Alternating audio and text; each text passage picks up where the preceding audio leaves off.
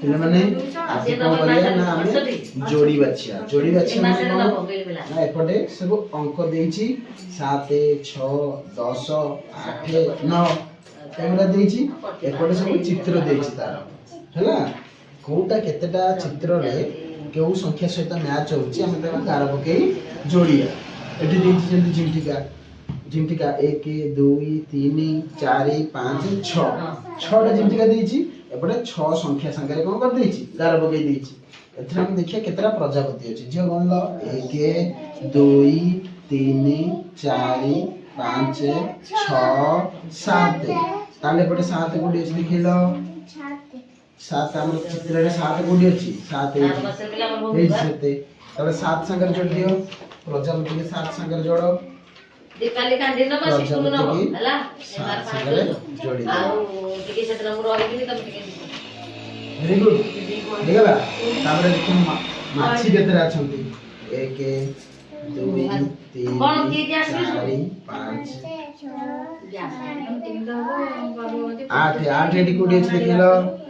8 କୋଉଠି ଅଛି ହଁ ନିୟମ ଯୋଡ଼ 8 ସାଙ୍ଗରେ 8 ମାଛି 8 ସାଙ୍ଗରେ ଯୋଡ଼ 8 କୋଉଠି ଯୋଡ଼ ଭେରି ଗୁଡ୍ ତାପରେ ଗଣ ଝିଟିପିଟି କେତେଟା ଅଛନ୍ତି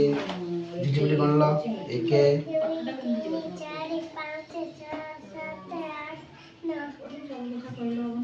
9ଟା କେତେଟା ଅଛନ୍ତି 9ଟା 9 ଭିତରେ କୋଉଠି ଲେଖା ଅଛି ଦେଖିଲ 9 କୋଉଠି ଲେଖା ହେଇଛି ଏଇଠି 9 ସାଙ୍ଗରେ ଗାର ପକେଇ ଯୋଡ଼ି ଦିଅ ଝିଟିପିଟି 9 ସାଙ୍ଗରେ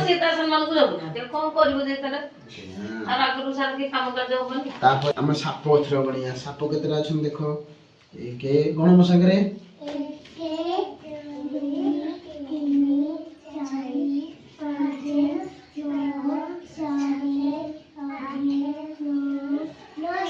କେତେ ଜଣ ଅଛନ୍ତି ସାପ